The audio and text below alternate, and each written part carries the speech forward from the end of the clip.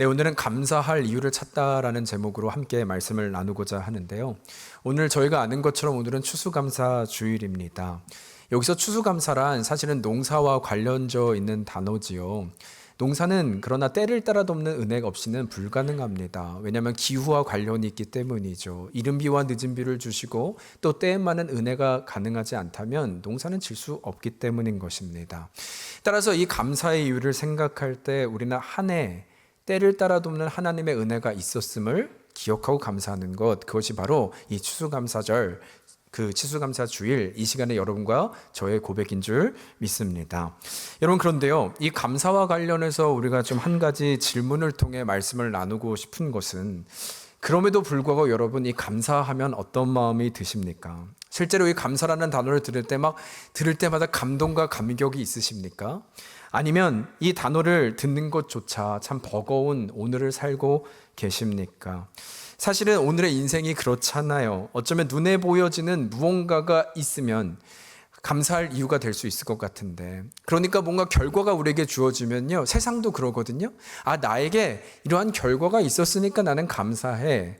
세상도 할 수 있는 감사요. 그러나 이 결과물이 우리에게는 없을 때 참 감사라는 단어는 어렵기 때문인 것이죠. 아니면 우리의 삶의 열심도 한번 생각해 보면 이럴 수 있잖아요. 이번에는 좀 이전과는 다르다. 내가 큰 결심을 하고 어금니를 깨물고 마음 먹고 독하게 달려와서 다른 결과를 낼 것이다 했는데, 여러분, 모든 일이 나만 잘해서 잘 되는 건 아니잖아요. 모든 게 도와줘야 되잖아요. 그런데 그것이 보여지지 않는 거죠. 여러분, 이럴 때 마음은 너무나 무너지지 않겠습니까? 상황이 도와주지 않고 감사할 결과도 없는데요. 이때 감사라는 단어, 버겁게 느껴지는 것이 현실이 될 수 있다는 것이죠. 여러분, 그러면 우리는 어떻게 해야 하는 것일까요? 아니, 성경이 말하고 있는 감사란 그러면 이 결과물이 아니라 무엇을 의미하고 있는 것일까요? 오늘은 감사라는 것에 대해서 우리가 함께 나누고 싶은데요. 그런 의미에서 오늘 말씀을 보면 지금 나눴던 불행한 처지, 상황에 의해서 어쩔 수 없는 처지, 마음이 너무나 절망 가운데 있는 한 인물이 등장하는데, 여러분과 제가 잘 알고 있는 바로 다윗입니다. 지금 상황을 좀 정리해 드리면요, 우리가 아는 것처럼 사울 왕은 끊임없이 다윗을 쫓고 추격하고 있는 장면입니다. 죽이기 위함이었죠. 그래서 다윗은 매일의 삶이 도망자의 삶이었다는 거예요. 그러던 와중에 이제는 십광야라고 하는 이곳까지 오게 되었는데, 이 십광야, 그나마 이것이 참 다행이었다는 것은, 제가 여기서 다행이라는 표현을 하는 것은요, 다윗이 이 12지파 중에 유다 지파였거든요. 그런데 이 십광야에서 모여있는 10사람이라고 하는 사람들이 있었는데, 이들이 바로 같은 지파였던 유다 지파 사람들이었던 거예요. 그러니까 여러분, 그 당시에 이 지파라고 하는 것은 그냥 어느 정도의 동족, 혈육, 이것을 뛰어넘어 정말 친밀한 가족 같은 관계를 의미하고 있거든요. 그러니까 아주 오랜만에 같은 지파, 동족, 가족 같은 사람들과 모여 있으니 마음도 안심이 되고 좀 마음도 놓을 수 있고, 또 얼마나 안정감을 오랜만에 느끼는 순간이지 않았겠습니까? 이런 여러 가지 감정들, 또 이 안정감을 느끼는 이 장소, 그것이 바로 지금의 모습이었다는 것이죠. 그런데 이런 상황에서 한 가지 문제가 발생하는데요. 19절과 20절을 보면 이렇게 이야기를 합니다. 그때 10사람들이 기브아에 이르러 사울에게 나와 이르되, 다윗이 우리와 함께 광야 남쪽 하길라산 숲을 요새에 숨지 아니하였나이까? 그러하온즉 왕은 내려오시기를 원하시는 대로 내려오소서. 그를 왕의 손에 넘길 것이 우리의 의문이다. 다시 말하면 지금 상황은 분명 같은 동족이었고 믿었던 유다지파 10사람들이었는데 불구하고 믿었던 이들이 사울왕에 가서 고발하고 있는 거예요. 우리에게 당신이 쫓고 있는 다윗이 있습니다. 그가 이곳에 숨어 있습니다. 다윗에게는 배신을 하고 있는 것이고 등에 칼을 꽂고 있는 그 상황이라는 것입니다. 여러분, 이것이야말로 말씀드린 대로 우리의 인생이요, 정말 내 뜻대로 되던가요? 내가 계획한 대로 되던가요? 아니, 나만 잘해서 되던가요? 심지어 믿고 있던 사람들에게 당하는 이 배신들, 이것처럼 비참하고 무너지는 일이 어디에 있겠냐는 것입니까? 또 믿었던 이들마저 나를 배신한다면 이제 나는 무엇을 의지할 수 있을까요? 누구를 믿고 따라갈 수 있는 것일까요?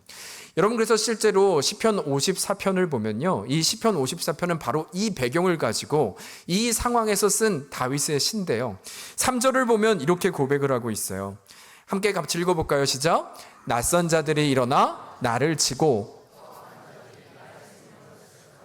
하나님을 자기 앞에 두지 아니하였음이니라.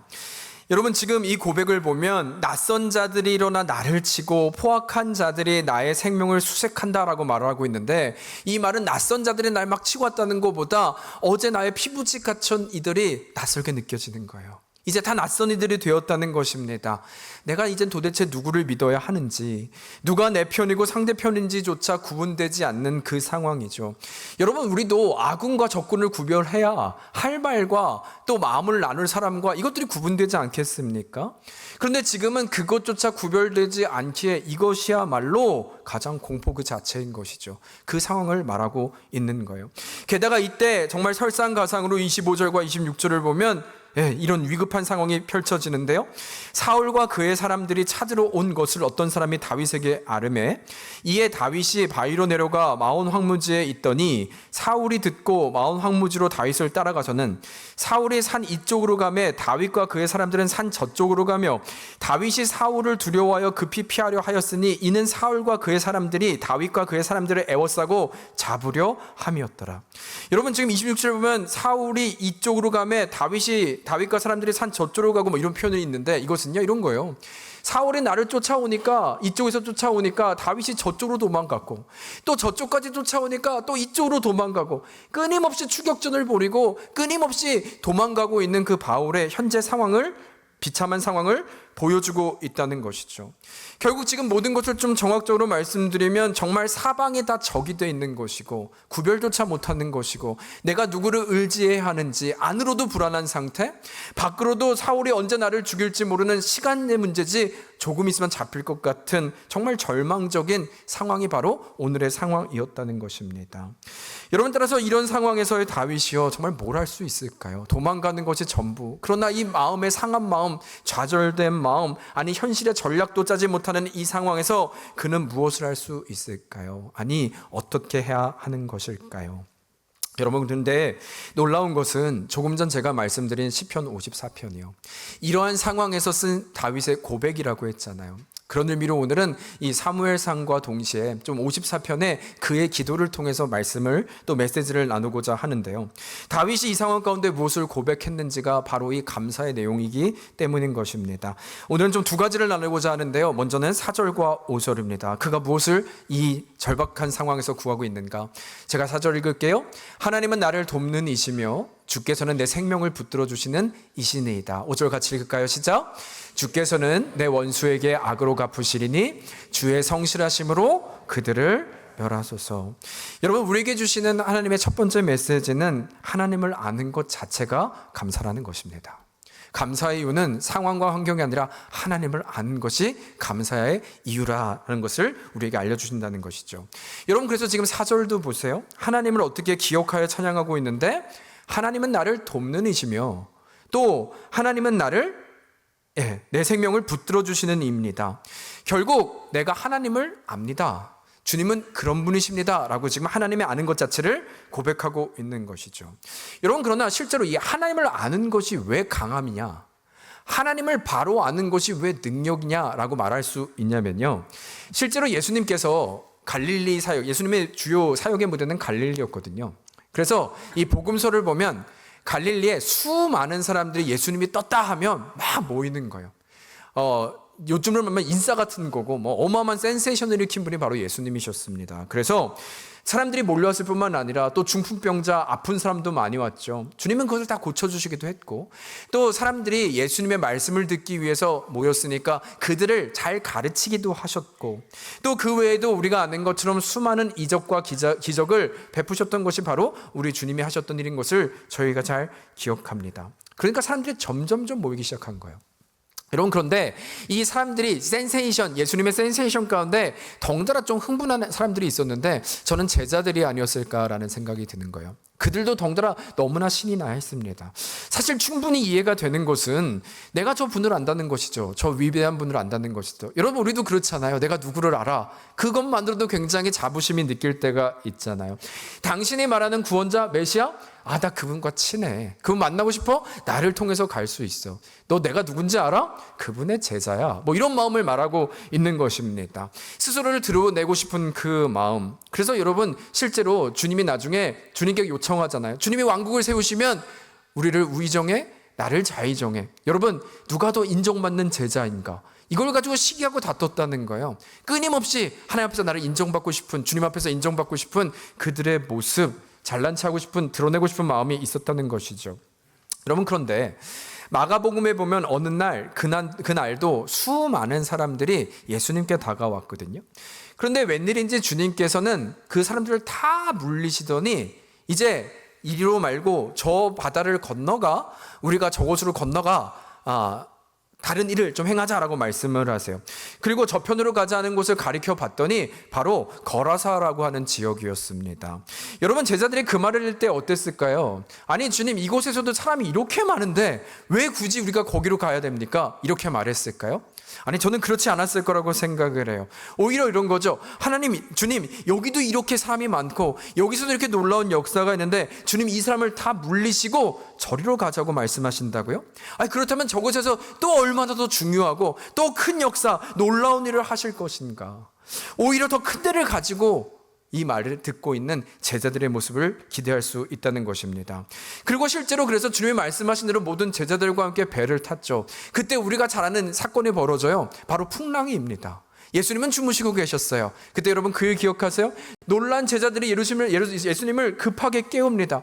예수님 큰일 났습니다. 우리가 죽게 됐습니다. 지금 주무실 때가 아닙니다. 그때 우리 주님 어떻게 하셨습니까? 일어나서 바다를 향해 꾸짖어 명하셨는데 바다야 잠잠하라 라고 말씀하시죠.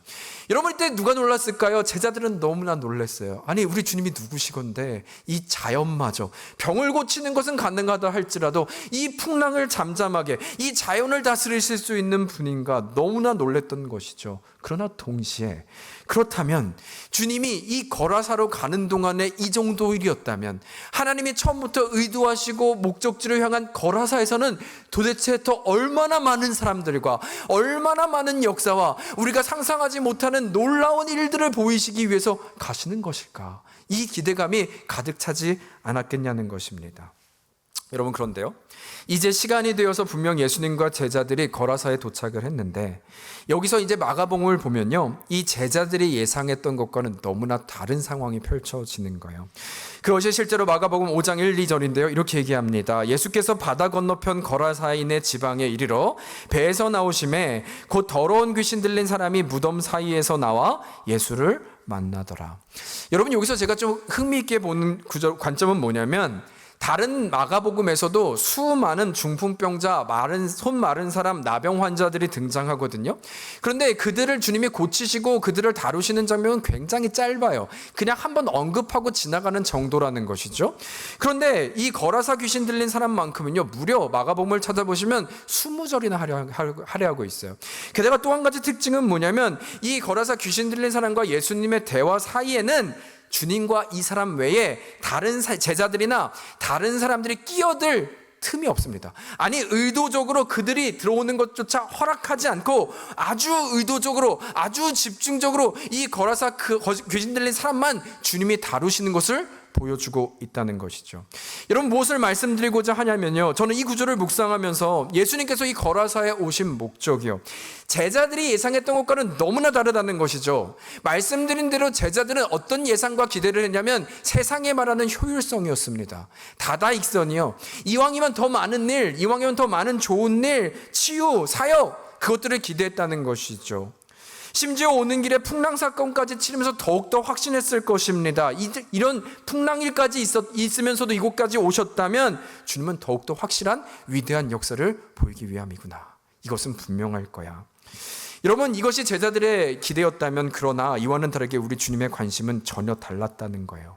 어떤 수많은 인파와 내 행적을 보여주고 내 역사와 이름을 남기기 위한 것이 아니라 놀랍게도 오직 한 사람이었다는 것입니다. 오직 한 사람, 이 병든 사람, 이 귀신 들린 사람, 이 사람을 찾기 위해서 이곳까지 오셨다는 거예요. 여러분 그렇다면 이제는 해석이 달라지는 겁니다.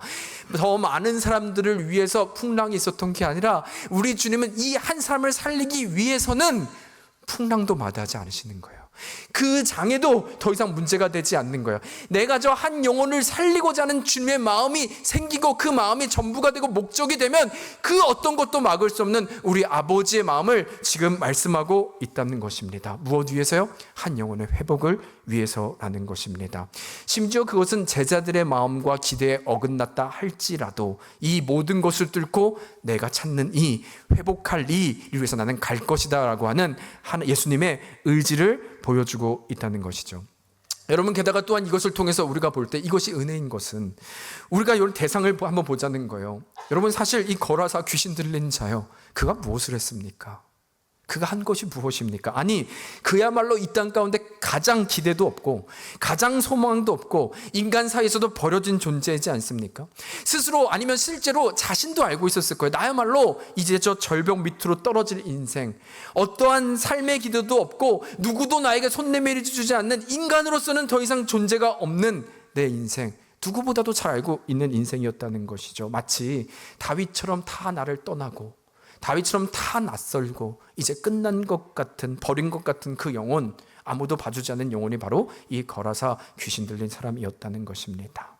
그런데 놀라운 것은 그런 버려진 자, 상한 자, 아무도 관심 가져주지 않는 저 영혼을 향해 우리 주님이 찾아오셨다는 거예요. 심지어 저 풍랑까지 어떤 저 영혼을 살리기 위해서 수단과 방법을 가리지 않고 이곳에 오셨을 뿐만 아니라 여러분, 지금 그 주님이 이 영혼과 함께하고 있다라는 것입니다. 여러분, 우리가 좀 기억할 것이 있는 것 같아요. 말씀드린 대로 우리는 감사라는 것이 어떤 결과에 의해서라는 조건을 많이 가지거든요. 그래서 우리가 지금 제가 스토리를 다 말씀드린 것은 우리는 자꾸 이런 기도하잖아요. 하나님, 내 인생에 풍랑이 있습니다. 이 풍랑에 잠잠케 하여 주는 이 결과. 그래서 우리의 눈에는 거라사 귀신보다는 더 풍랑에 관심이 있어요. 와, 저 풍랑이 더 놀랍고 저 바다를 잠잠케 하신 주님의 역사, 하나님, 내 인생에도 풍랑이 있는데 이 풍랑 좀 잠잠케 해 주시옵소서. 우리는 그것에 더 많은 관심이 있다는 것이죠. 여러분, 그러나 문제는 그리하여 이 결과물을 얻으면 우리는 감사할 수 있지만 결과물이 없다면요, 감사할 이유조차 찾지 못하는 우리의 인생이지 않습니까? 또 한 가지, 또 동시에 이것이 참 안타까운 것은 여러분, 세상도 그렇게 감사해요. 세상도 주어지면 감사하고 세상도 주어지지 않으니까 감사의 이유가 없으니까 감사하지 못하는 거예요. 이것이 아니라는 것이죠. 여러분, 물론 좀 오해하지 마실 것은 이런 기도가 잘못됐단 말을 드리는 것이 아니에요. 우리의 인생 풍랑 같습니까? 기도하세요. 괜찮습니다. 그러나 여러분, 우리에게 진정한 감사가 무엇이냐라고 할 때 이 풍랑을 잠잠케 하신 역사 이전에 이 자연도 잠잠케 하신 주님이 한 영혼을 위해서, 그것이 여러분과 저희잖아요. 우리가 무엇을 했습니까? 우리가 눌려있는 인생, 소외된 인생, 배신당한 인생, 외롭고 절망된 이 거라사 인생 같은 인생일 때 우리 주님은 그런 나를 포기하지 않으시고 저 바다를 건너 찾아오신 우리 주님이 되셨다는 것입니다. 그 이유는 뭐요? 회복하시기 위하여. 회복이 끝이 아니라 뭐요? 그 주님은 지금도 그 영혼과 함께 있는 것처럼 우리와 함께 하시는 주님이신 줄 믿습니다. 여러분, 따라서 진정한 감사는 무엇일까요? 바다까지 잠잠케 하실 그분이 우리와 함께하는 것이야말로 진정한 감사이지 않겠습니까? 풍랑이 잠잠하게 되던 되지 않던 그것이 중요한 것이 아니라 그것을 뚫고 나를 만나기 위해서 오신 그 주님, 그래서 나를 살리시고 회복하시고 내가 너를 떠나지 않겠다고 말씀하신 그 주님과 함께하는 역사. 그래서 조금 전 시편 4편의 고백이요, 다시 한번 우리 같이 한 목소리를 읽어볼까요? 시편 54편 4절이요. 같이 읽겠습니다. 시작. 하나님은 나를 돕는 이시며 주께서는 내 생명을 붙들어 주시는 이시니이다. 아멘이십니까? 여러분, 이것이 믿어지는 역사가 감사의 이유인 줄 믿습니다. 하나님은 나를 돕는 이십니다. 풍랑에서도 나를 내가 부르짖으면 오시는 하나님이시고 나와 동행하여 주시고 내 생명을 붙들어 주시는 주님이십니다. 이것이 믿어질 때 감사의 이유가 되는 여러분과 제가 되기를 주의 이름으로 축복합니다. 여러분, 따라서 말하기는 우리의 지금의 삶이요, 아무도 없는 것 같으십니까? 그럴 수 있어요. 여러분, 같이 있지만 외롭대요. 같이 있지만 같이 있는 것 같지 않대요. 최근 제가 많이 들은 이야기들입니다. 무너진 인생 같고 실패자처럼 느껴지십니까?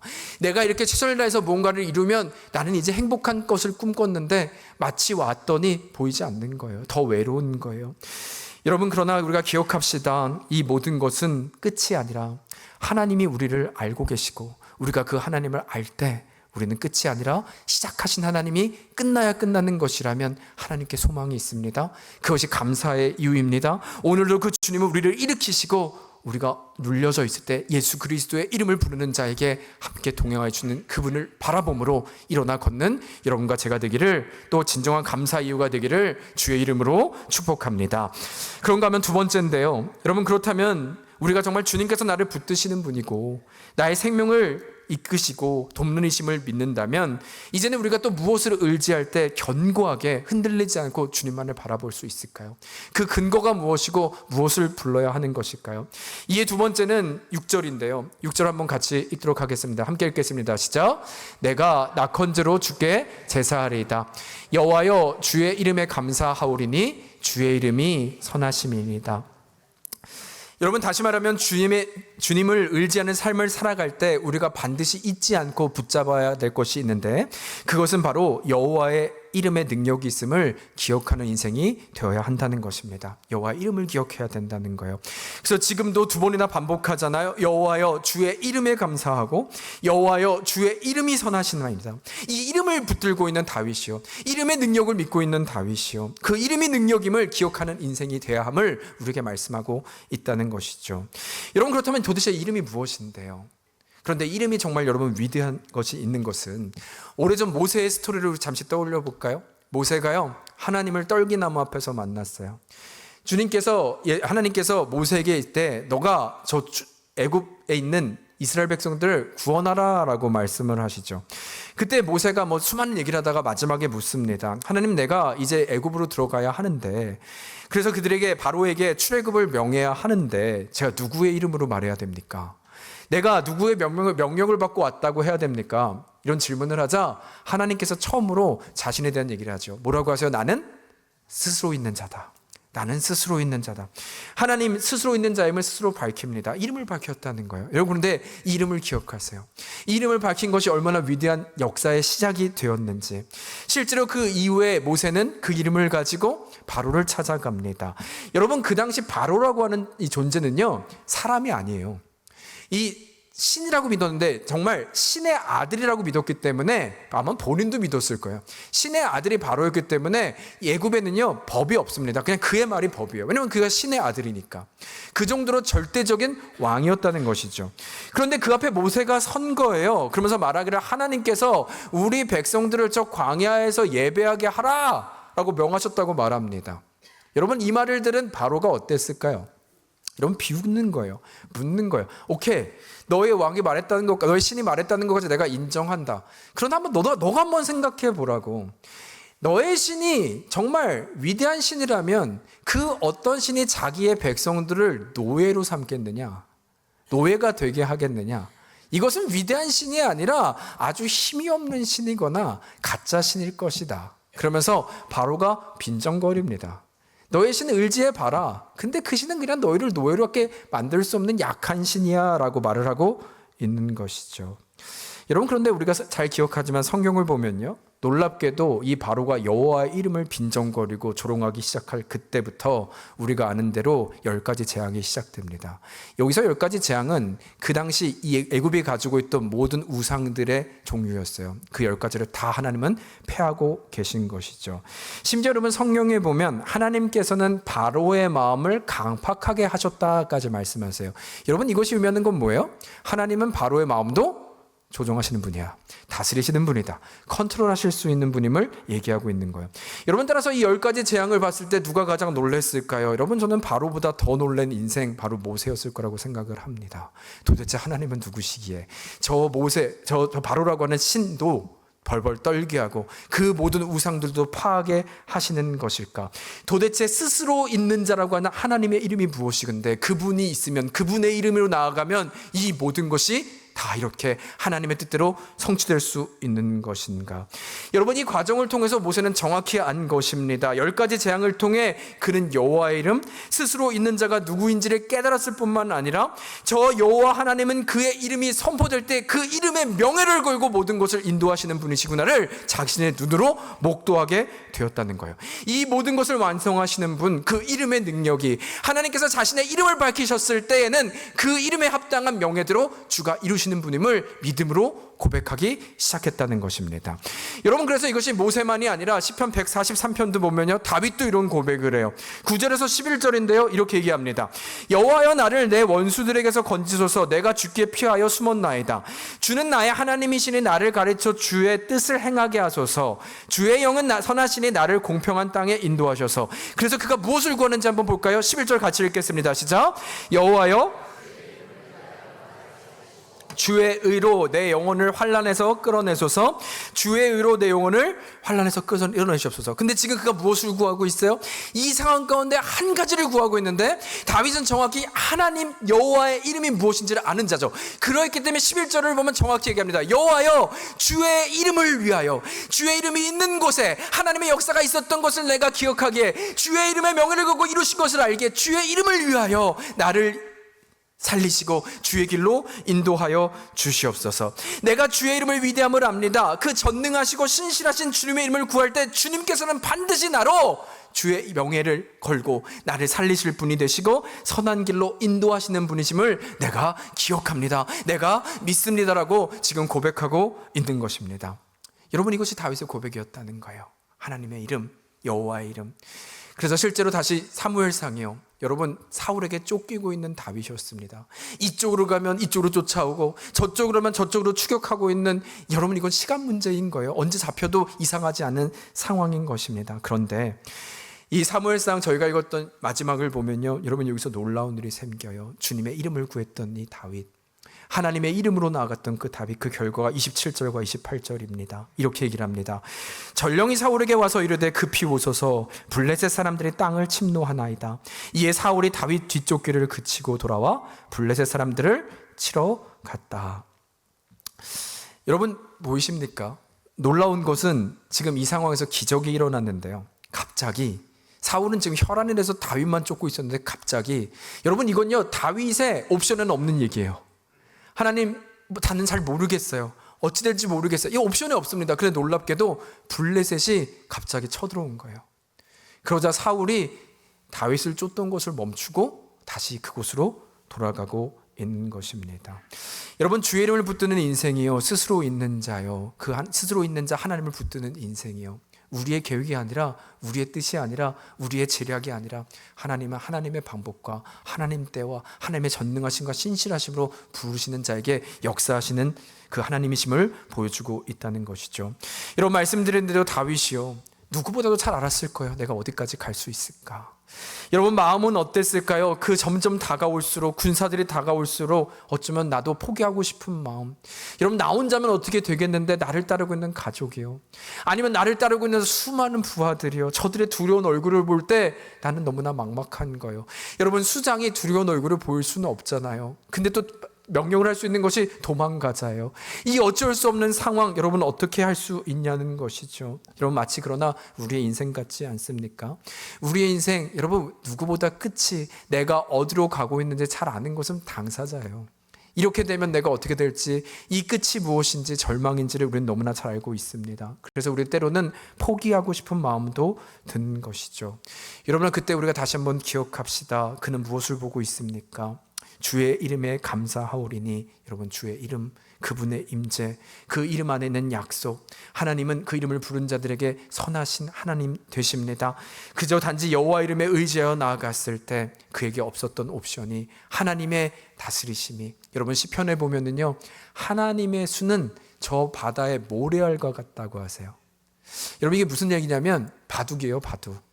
바둑을 여러분 보통 잘 두시는 분은, 전 바둑을 잘 못하는데 뭐 10수 앞을 보고 하잖아요. 근데 하나님의 수는 뭐 같다고요? 바다 위에 모래 같다고요. 여러분, 이거 사람이 세면요, 큰일 납니다. 병원 가야 됩니다. 그 수를 세다가는. 근데 하나님은, 하나님의 수는 모래 같다고요. 놀라운 건 여러분, 그 은혜를 주신다는 거예요. 누구에게? 하나님 이름을 부르는 자에게. 우리가 그 수를 어떻게 볼 수 있어요? 이건 옵션에 없어요. 아무리 계획해도 몰라요. 여러분, 시카고에 있는, 베델교에 있는 이 수요, 여러분이 수 써서 여기 왔습니까? 5만 가지의 여러 가지 수를 제가 아무리 머리를 굴려서 온 게 아니라 저도 어떻게 하는지 몰라요. 근데 하나님의 그 상황에, 그때에, 그 순간에 맞게 하신, 만나게 하시고 알게 하시고 그 과정 가운데 오게 하신 하나님의 바다의 모래 같은 수가 있었다는 것이죠. 여러분, 제가 이걸 말씀드리는 이유는 그 하나님을 기억할 때 우리는 주님의 이름을 붙들 수 있다는 것입니다. 그 하나님은 지금도 일하고 계십니다. 주의 이름을 부르는 자에게 역사하고 계신 줄 믿습니다. 여러분, 그렇다면 무엇이 감사일까요? 이 주님의 이름을 의지하는 자가 진정한 감사의 이유인 줄 믿습니다. 여러분, 주의 이름이요, 그 이름은 멸망하지 않습니다. 그 이름은 그때도 지금도 살아 역사하시는 하나님의 약속인 줄 믿습니다. 그 하나님의 신실한 이름을 붙잡고 나아가는 여러분과 제가 되기를 주의 이름으로 축복합니다. 여러분, 말씀을 마치면서 제가 좀 떠올랐던 한 인물은 야곱이었어요. 여러분, 야곱들을 한번 기억해 볼까요? 왜냐하면 야곱이야말로 자신의 성공과 야망을 위해서 수단과 방법을 가리지 않았던 사람이거든요. 어쩌면 후에는 감사하고 싶었겠죠. 내가 이렇게 열심히 해서 뭔가를 감사할 결과를 갖고 오고 싶었을 것입니다. 그래서 그가 얼마나 독했는가, 아버지와 형을 뒤에서 칼로 찍었어요. 그렇죠? 팥죽으로 장자에.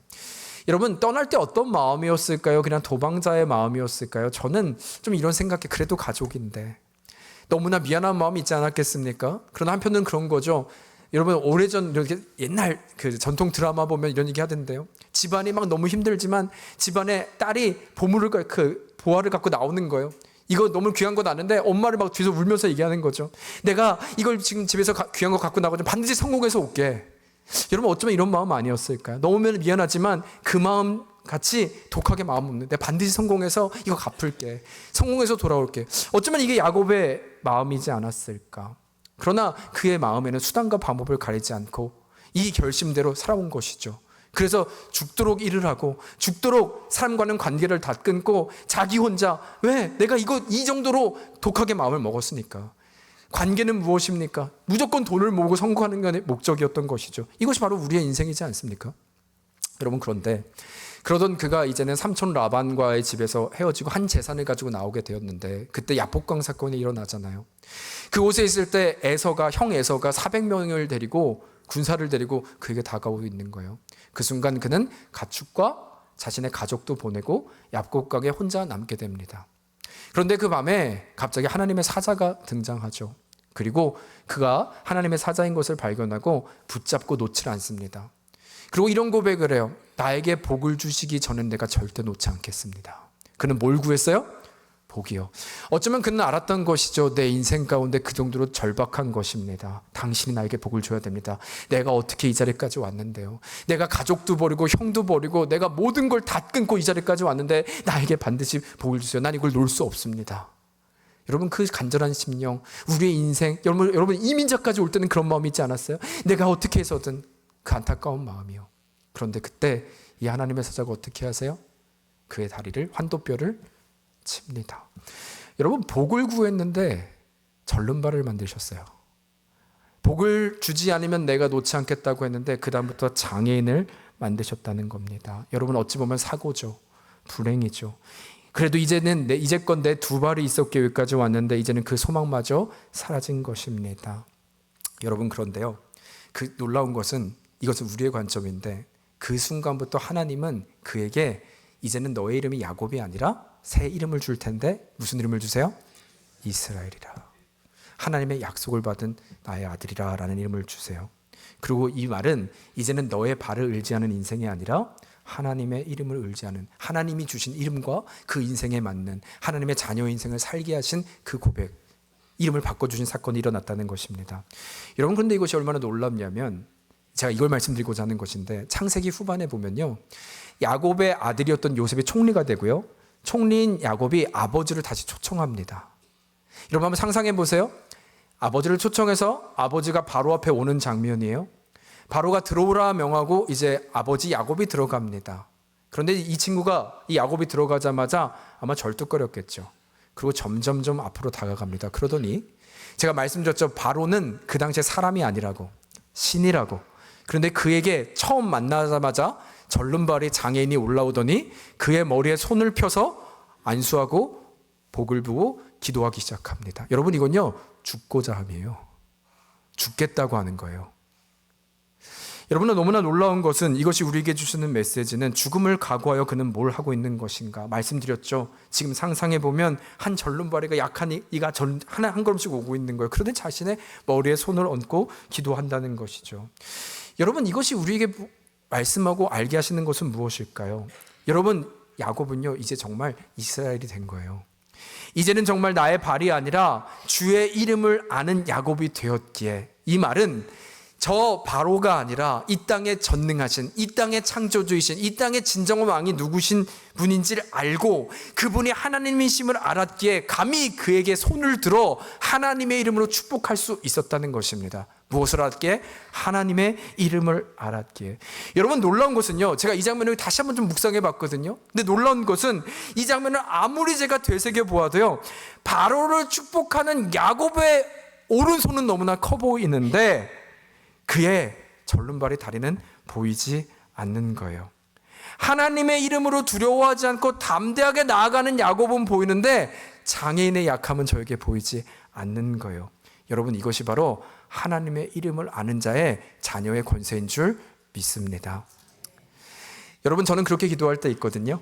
좀 팁을 드리면, 구약에 보면 우리는 하나님이라고 알고 있지만 언어에 보면 하나님 이름이 좀 여러 개 나와요. 나중에 한번 찾아보세요. 대표적인 여호와 샬롬, 여호와 라파, 또 승리하시는 하나님 여호와 니시, 여호와 찌느게누, 이런 단어들이 쭉 나와요. 여러분, 라파는 치유하시는 하나님이란 말씀이에요. 저는 기도할 때, 마음이 아플 때 이렇게 기도해요. 하나님이라고도 하지만 여호와 라파 하나님. 제가 주문을 거는 게 아니고 그 하나님의 친밀함이에요. 여호와 라파 하나님, 저를 좀 만져주세요. 내 인생이 패배자처럼 느끼고 절망이 될 때 여호와 니스의 하나님, 니스는 승리의 하나님이거든요. 여호와 이름에 승리를 가져다 주지 않았습니까? 이 땅 가운데 승리를 더하여 주시옵소서. 샬롬이 없습니까? 여호와 뭐라고 해야 될까요? 샬롬의 하나님. 저는 그렇게 기도할 때 우리 주님이 정말 그 이름에, 제가 말했죠, 주님은 하나님의 이름에 맞게 스스로 있는 자, 그 이름의 명예에 부르는 자에게 하나님의 뜻과 하나님의 방법으로 이루시는 분이신 줄 믿습니다. 여러분, 우리의 인생이요, 혹시 절름발이처럼 야곱처럼 느껴지는 분 있지 않습니까? 여러분, 괜찮습니다. 하나님의 이름을 부르는 자에게는요, 저희도 절름발이가 기억되는 것이 아니라 그 손이 커 보이는 인생, 장애가 보이는 것이 아니라 하나님의 이름으로 두려워하지 않고 머리에 손을 얹고 있는 그의 인생이 커 보이는 것처럼 우리 인생에도 하나님의 이름을 부르고 하나님의 이름을 기억하는 인생, 이것이 참 능력임을 알면 우리는 살아갈 수 있는 것입니다. 아무것도 보이는 것이 없고 감사할 이유조차 찾지 못하는 오늘의 현실이라 할지라도 여러분, 그 이름은 지금도 일하고 계시고 그 여호와의 이름은 자신의 명예를 걸고 모든 일을 신실하게 완성해 가시는 하나님이십니다. 우리가 그것을 믿는다면 우리는 소망할 수 있습니다. 다시 일어설 수 있습니다. 그 세상 앞에서 피하는 인생이 아니라 여러분, 우리도 자녀의 권세로 두 손을 펴 이 세상을 축복하고 두려워하는 것이 아니라 세상을 이기며 오늘 걸어 나가는 여러분과 저의 자리, 그 신앙의 고백에 우리가 되기를 주님의 이름으로 축복합니다. 여러분, 우리 그 마음으로 한번 같이 이 시간 기도할까요?